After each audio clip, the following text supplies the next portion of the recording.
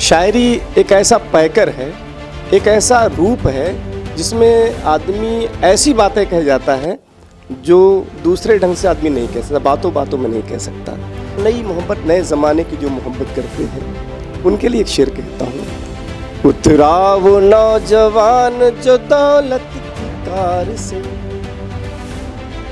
उतरा वो नौजवान जो दौलत की कार से, उतरा वो नौजवान जो दौलत की कार से, सीने से लड़कियों के दुपट्टा से रख गया, सीने से लड़कियों के दुपट्टा से रख गया। मेरी शायरी में जो सबसे बड़ा रोल है कि मैं अपना सफ़र जारी रख पाया वो मेरी बीवी का है। देखिए, दुनिया की किसी फील्ड में भी, मैं ये कहता हूँ किसी भी फील्ड में, शायद कोई फील्ड हो, शॉर्टकट कुछ नहीं होता।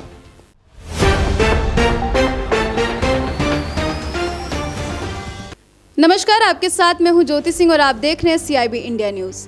आज हमारे साथ एक ऐसी शख्सियत मौजूद है जो किसी पहचान की मोहताज नहीं है। जी हाँ, हम बात कर रहे हैं मशहूर शायर महकश आजमी जी की, जिन्होंने न सिर्फ देशों में ही बल्कि विदेशों में भी अपनी प्रतिभा से अपनी एक अलग पहचान बनाई है। आपको जानकारी दे दें कि इनके द्वारा 2 किताबें भी पब्लिश हुई है। पहली किताब का नाम है तेरी नज़र में और दूसरी किताब का नाम है उफ़।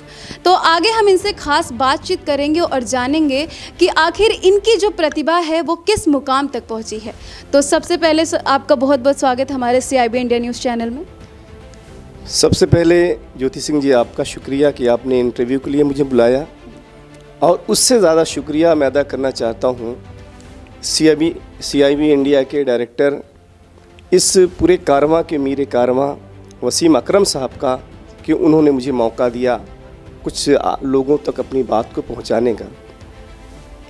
जैसा कि आपने पूछा कि कब से आपने क्या शुरू किया है, मैं 2 दशक पहले से मैं लिखता पढ़ता आ रहा हूँ। ये कहा जाता है कि कवि जो होता है वो बनाया नहीं जा सकता, बल्कि वो गॉड गिफ्टेड होता है, वो ईश्वर की एक देन होती है कविता।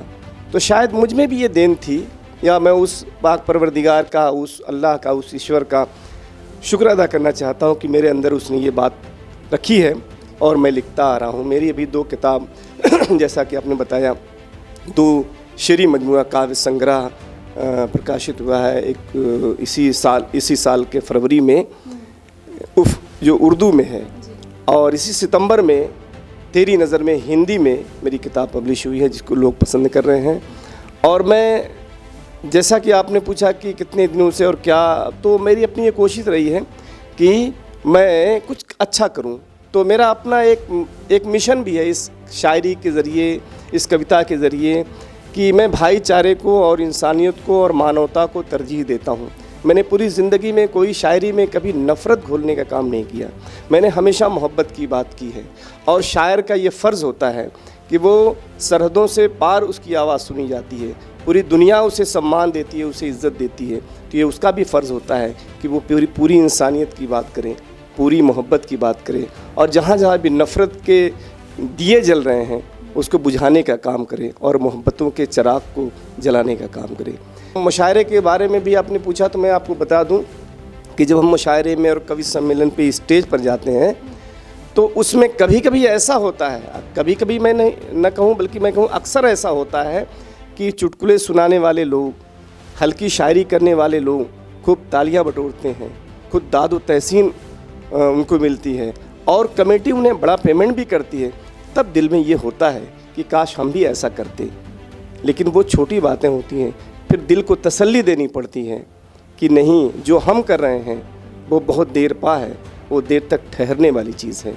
तो हम अपने मिशन के साथ चल रहे हैं, और हमारी ये कोशिश है कि हम जो है कुछ अच्छा करें।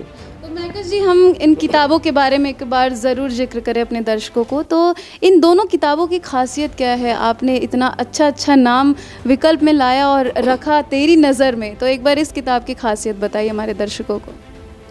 देखिए, ज़िंदगी में, इंसान की ज़िंदगी में एक मोहब्बत की बहुत अहमियत होती है, चाहे वो माँ से हो, चाहे वो बीवी से हो, चाहे वो बेटे और बेटी से हो।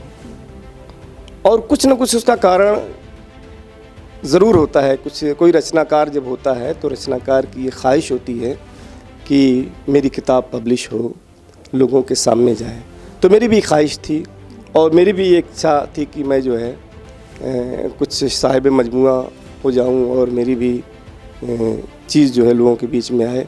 तो इसलिए मैंने ये तेरी नज़र में जो हिंदी काव्य संग्रह है, इसको तेरी नज़र में, मुझे नज़र का मतलब समझ सकते हैं आप, ये हमारी किताब है ये। तो ये किसी की नज़र हो सकती है या किसी की नूर नज़र भी हो सकती है, ये है। और ये उफ़ है। उफ़ जानते हैं, अफसोस का पहलू होता है जब आदमी कभी धोखा खाता है, कभी गम होता है, कभी दुख होता है। एक तरफ आपने मोहब्बत से भरी किताब लिखी और दूसरी तरफ अफसोस से। मोहब्बत की आखिरी मंजिल जो होती है वो धोखा होती है। मोहब्बत, आपने अभी ये बात भी शायरी के लफ्ज़ों में बयां कर दिया। तो नहीं, मैं कहिए तो अपने शेर सुनाऊँ आप हाँ जी, तक। बिल्कुल, आप हमारे दर्शकों को भी एक दो शायर भी सुनाइए। ऐसा है, शायरी एक ऐसा पैकर है, एक ऐसा रूप है जिसमें आदमी ऐसी बातें कह जाता है जो दूसरे ढंग से आदमी नहीं कह सकता, बातों बातों में नहीं कह सकता। मैं एक शेर सुनाता हूँ, उसका शीर्षक उन्वान है चलो हम भूल जाते हैं।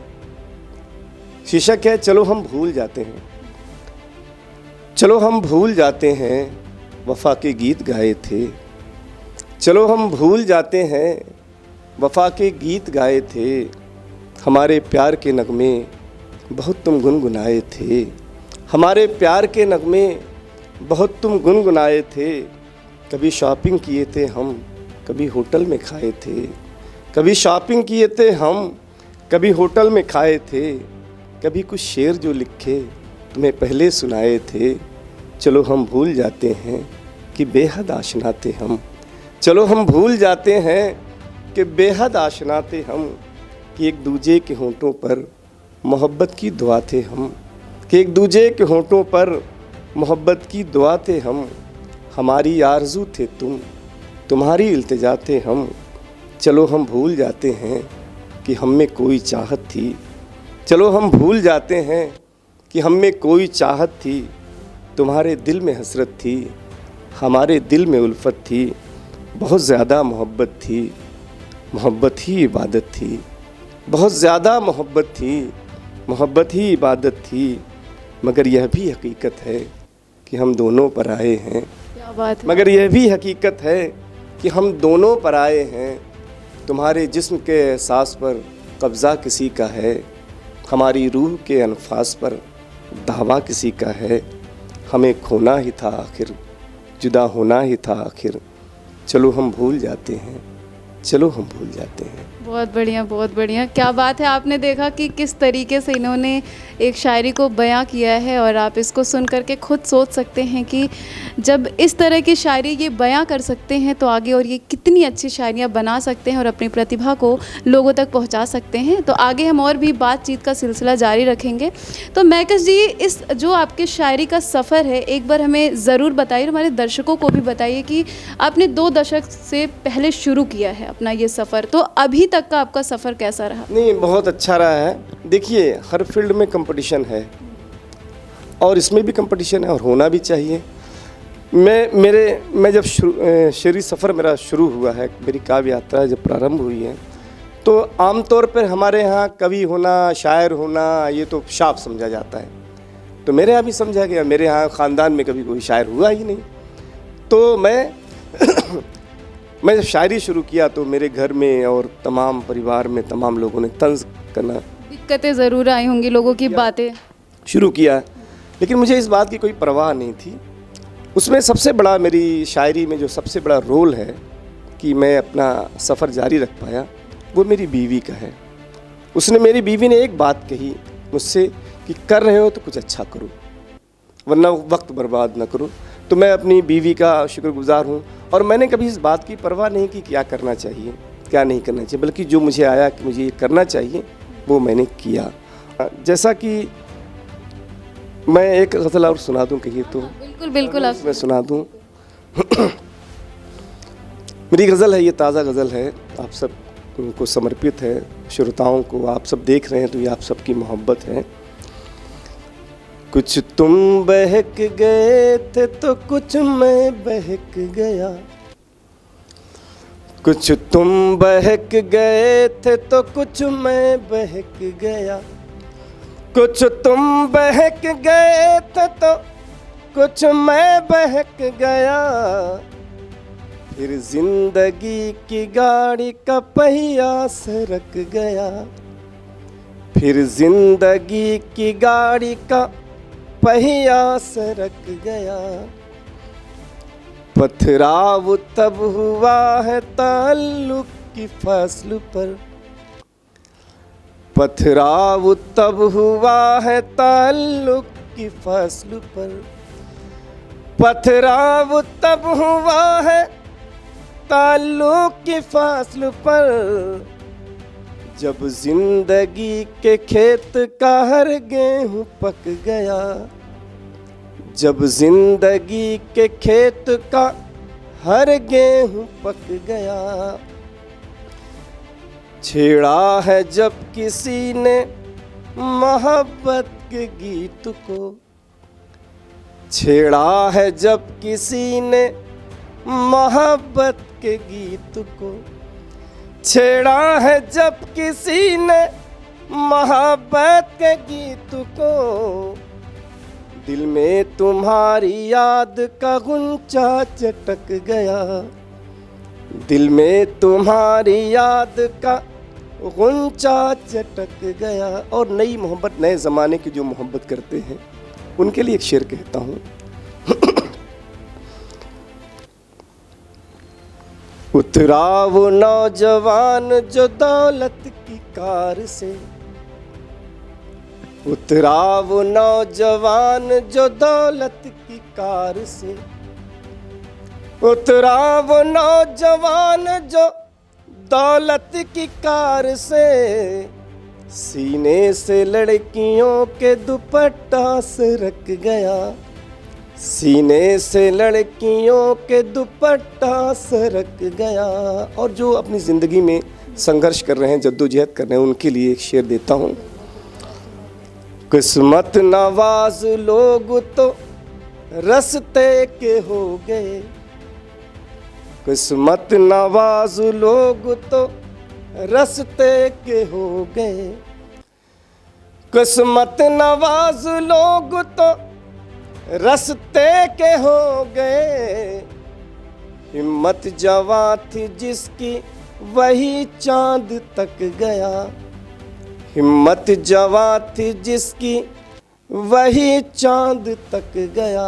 और एक विडंबना हमारे देश में है, जहेज, गरीबी, बेरोज़गारी, जहेज ख़ास तौर से, उसके लिए एक शेर है, थोड़ा इशारों में बात है। बूढ़ा हुआ जो बाप तो बेटी जमा हुई, बूढ़ा हुआ जो बाप तो बेटी जमा हुई, बूढ़ा हुआ जो बाप तो बेटी जमा हुई, कुछ और बोझ बढ़ गए तो जिस्म थक गया, कुछ और बोझ बढ़ गए तो जिस्म थक गया, कुछ तुम बहक गए थे तो कुछ मैं बहक गया। मैकस जी, हमारा आपसे जो अगला सवाल है वो यही है कि आप इतने सालों से शेर व शायरी कर रहे हैं, लेकिन उसमें अगर बात आती है हर किसी काम के में तो संघर्ष की बात आती है। तो इन 20 सालों में आपने कहाँ कहाँ पर काम किया और किसके साथ काम किया और कितना संघर्ष झेलना पड़ा आपको? आप एक बार ज़रूर साझा करें हमसे। नहीं, जो काम लफ्ज़ आपने कहा वो तो बड़ा अजीब सा लगता है। हाँ, मंच साझा करने की बात है तो मैंने अपने साथ बहुत बड़े बड़े शायरों को, कैफ़ी आज़मी साहब के साथ मैंने मुशायरा पढ़ने का शरफ़ हासिल किया। मजरूह साहब हैं, गोपाल दास नीरज हैं और कालिदास गुप्ता रज़ा हैं, बल्कि ज़्यादा मंजूर साहब की निज़ामत में, संचालन में मैंने पढ़ा। अनवर साहब मुझे बहुत, अनवर जलालपुरी साहब जो बहुत अच्छे संचालक थे, बहुत अच्छे शायर थे, उन्होंने अकबर द ग्रेट सीरियल भी लिखा, वो मुझे बहुत सम्मान देते थे। और मैं और तमाम बड़े शायरों के साथ लगभग मैंने मंच साझा किया है, मुशायरे में शिरकत की है उनके साथ। और इंडिया से बाहर दुबई वगैरह भी मैंने मुशायरे में अपने ज़िले की नुमाइंदगी की है, अपने देश की नुमाइंदगी की है। और इसके अलावा मैं ख़ास जो बात है, मैंने मुशायरे को ही सिर्फ मतलब अहमियत नहीं दी, बल्कि हिंदी और उर्दू की जो पत्रिकाएं हैं, जो रिसाले हैं, उनमें भी मेरी रचनाएं, मेरे कलाम तबातुर से छपते रहे हैं और छपते हैं। और शायरी के अलावा प्रोज़ में और नस्र में भी मेरी रचनाएं प्रकाशित होती हैं। मैं प्रोज़ भी लिखता हूँ कविता के अलावा। और ये जो अनुभव ये आप बताया कि कहाँ क्या है, ये बहुत अच्छा अनुभव रहा है मेरा। और इसके ज़रिए मेरा जो आप लोग सम्मान देते हैं वो सब इसी के द्वारा है, कवि सम्मेलन और मुशायरे और पत्रिकाओं के ज़रिए। और तमाम टीवी, चाहे दूरदर्शन दिल्ली से लेकर तमाम हिंदुस्तान के जो बड़े मुशायरे, मैं ये नहीं कह सकता कि सब मुशायरे मैंने पढ़े हैं, लेकिन नहीं, सब तो कोई नहीं पढ़ सकता। ज़्यादातर मुशायरे हमने, जो बड़े बड़े हिंदुस्तान के मुशायरे होते हैं, उसमें हमने शिरकत ज़रूर की है। ये सब आप सब की दुआओं, मेरे सामईन, मेरे श्रोता की मोहब्बतों के हवाले से रही हैं। मैकस जी, अभी जो नए दौर के शायर हैं, उनमें से आप किसको सुनना पसंद करते हैं और उनके लिए क्या कहना चाहेंगे आप? ये बड़ा अहम सवाल आपने किया है। नए दौर में भी बहुत अच्छे लिखने वाले हैं और उनकी पजीराई भी होती है। और भारत और भारत से बाहर भी बहुत अच्छे लिखने वाले हैं। एक बहुत अच्छे शायर, नई उम्र के शायर अम्मार इकबाल हैं, जिनको मैं पसंद करता हूँ। तहज़ीब हाफ़ी हैं। अब लखनऊ के एक नौजवान शायर अभिषेक शुक्ला हैं। हमारे आज़मगढ़ का एक बड़ा नौखेज़ नाम है, अज़हर नवाज़ हैं। और आज़मगढ़ के ही एक बहुत अच्छे शायर जो फ़िल्मी दुनिया में अपना बहुत बुलंद मकाम बना चुके हैं, शकील आज़मी साहब, वो मेरे सीनियर हैं। आप बाद वालों की बात कर रही हैं। ये सब मुझे बहुत पसंद है और इनसे बड़ी उम्मीदें वाबस्ता हैं कि ये आइंदा भी बहुत ज़्यादा अच्छा कुछ करेंगे। और दूसरी बात जो आपने कही कि आप नए आने वालों के लिए क्या आपके संदेश हैं, क्या पैगाम है। देखिए, दुनिया की किसी फील्ड में भी, मैं ये कहता हूँ किसी भी फील्ड में, शायद कोई फील्ड हो, शॉर्टकट कुछ नहीं होता, सब आपको सिस्टम से चलना पड़ेगा। तो जो नए लिखने वाले हैं, मैं उनसे यही कहूँगा कि वो हमारे बुज़ुर्गों को पढ़ें, वो गालिब को पढ़ें, मीर को पढ़ें, तुलसी को पढ़ें, कबीर को पढ़ें, जितने भी बड़े रचनाकार हैं उनको ज़रूर पढ़ें। जब तक हम पढ़ेंगे नहीं, कुछ गढ़ेंगे नहीं। तो मैं यही नए लोगों से कहना चाहूँगा, और जो नए लिखने वाले हैं, जो नए अभी मंच पर आ रहे हैं, वो मंच को ज़रूर साझा करें, मंच पे ज़रूर रहें। मंच आपको बहुत बुलंदी अता करता है, लेकिन सिर्फ मंच तक ना रहें, बल्कि साहित्य को समझने की, साहित्य को परखने की, साहित्य को पढ़ने की भी कोशिश करें।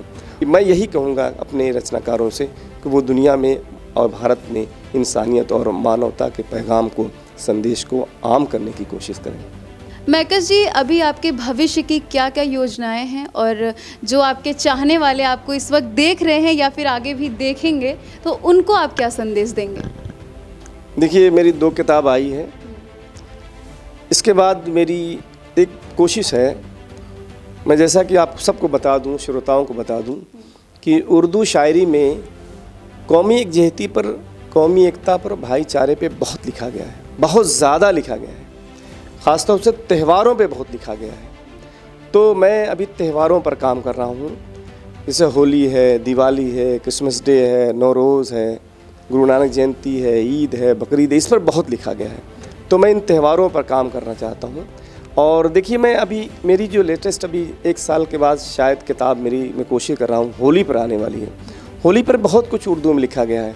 नज़ीर अकबराबादी ने भगवान श्री कृष्ण के लिखा कि यारों सुनो ये दूध के लुटैया का बालपन, और मतपुरी नगर के बसैया का बालपन, बन बन के ग्वाल गऊँ चरैया का बालपन, कैसा था बांसुरी के बजैया का बालपन, क्या क्या कहूँ मैं कृष्ण कन्हैया का बालपन। तो ये जो कुछ लिखा गया है कौमी एकजहती के लिए, भाईचारे के लिए, होली दिवाली पर, वो लोगों के सामने आना चाहिए।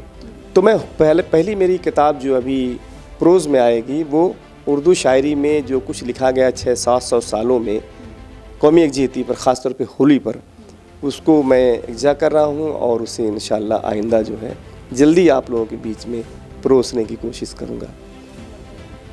तो हम बात कर रहे थे यहाँ पर मौजूद मशहूर शायर मैकस आजमी जी से। मैकस आजमी जी, आपका हमसे बातचीत करने के लिए और अपना बहुमूल्य समय देने के लिए बहुत बहुत शुक्रिया। आपका भी बहुत बहुत, आपके चैनल का बहुत बहुत शुक्रिया।